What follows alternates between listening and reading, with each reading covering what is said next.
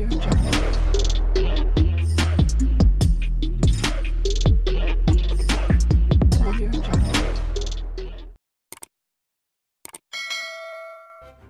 kasih karena memilih channel ini. Sebelum kita mulakan video ini, sila pertimbangkan untuk menekan butang like, share, dan subscribe, dan aktifkan butang lonceng Anda agar Anda sentiasa mendapat info-info percuma pada setiap hari dari channel kami. Dan tinggalkan komen Anda karena komen Anda amatlah dihargai. Terima kasih. Benarkah dakwaan PAS Parti Islam se-Malaysia dan Bersatu Parti Peribumi Bersatu Malaysia dikatakan memulakan revolusi politik gaya baru untuk mencabar institusi istana? Baru-baru ini satu kenyataan oleh Presiden PAS, Haji Hadi, telah menimbulkan kontroversi sehingga ditegur oleh Tuanku Sultan Selangor. Bersatu pula menerusi Wan Saiful Wanjan memberi gambaran yang buruk terhadap Seri Paduka Baginda yang di-Pertuan Agong semasa berucap dalam parlimen. Bagaimanapun, Wan Saiful telah menarik balik kenyataan dan meminta maaf kepada Tuanku serta Dewan Rakyat atas ketelanjuran beliau. Ini semua menarik perhatian para pemerhati politik Malaysia. Apakah semua ini tidak dirancang atau sebenarnya merupakan perancangan sulit untuk merendahkan reputasi institusi istana? Semua maklum, DYMM Agong telah bertitah semasa perasmian sidang parlimen baru-baru ini bahawa Baginda tidak akan melayan mana-mana pihak untuk menukar kerajaan sedia ada. Baginda bertitah dengan tegas mahu semua pihak bekerja sama menaikkan semula ekonomi negara yang telah terjejas kerana karena politik sebelum pemerintahan Baginda. Dengan titah tersebut, maka semua spekulasi perancangan Perikatan Nasional yang digembar-gemburkan akan mengambil alih pentadbiran Putrajaya telah terhenti. Apabila sudah menemui jalan buntu, apa lagi yang boleh dilakukan Bersatu dan PAS untuk mengambil alih tampuk pemerintahan? Maka revolusi politik perlu digerakkan. Bagi memastikan revolusi tidak bercanggah dengan mana-mana undang-undang, pengalihan isu perlu dilakukan di peringkat tinggi. Memilih Dewan Rakyat sebagai platform untuk memulakan revolusi merupakan tindakan berisiko rendah tetapi mantap untuk dijadikan bahan uji kaji politik. Penerimaan rakyat, terutama para penyokong, perlu diperhatikan sama ada mereka bersetuju atau tidak dengan isu yang dilontarkan. Strategi tersebut nampak agak berjaya apabila sudah ada komen-komen negatif serta video memburukkan istana mulai tersebar di TikTok. Bukan itu sahaja, dua individu yang dikenali penyokong kuat Bersatu juga sudah berani mempersendakan pemberian DYMM Agong Tuanku Sultan Ibrahim kepada PMX. Adakah ini apa yang dimahukan PAS dan Bersatu?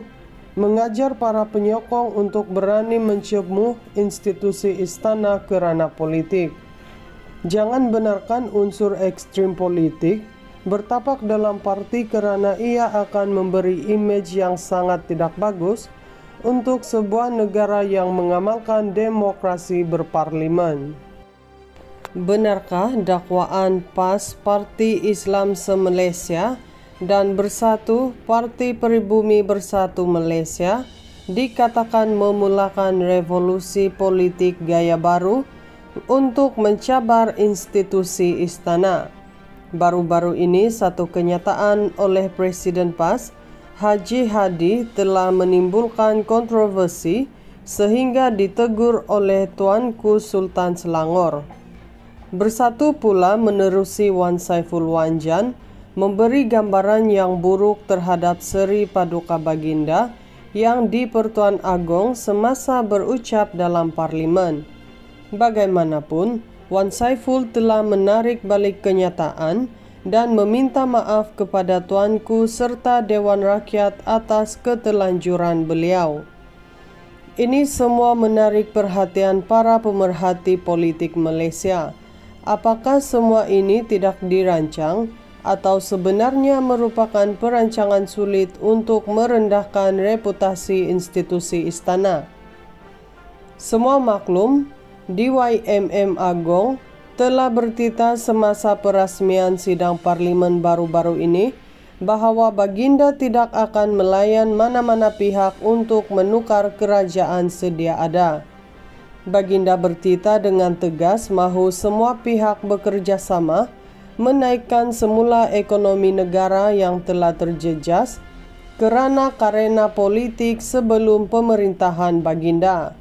Dengan titah tersebut, maka semua spekulasi perancangan Perikatan Nasional yang digembar-gemburkan akan mengambil alih pentadbiran Putrajaya telah terhenti. Apabila sudah menemui jalan buntu, apa lagi yang boleh dilakukan bersatu dan pas untuk mengambil alih tampuk pemerintahan? Maka revolusi politik perlu digerakkan.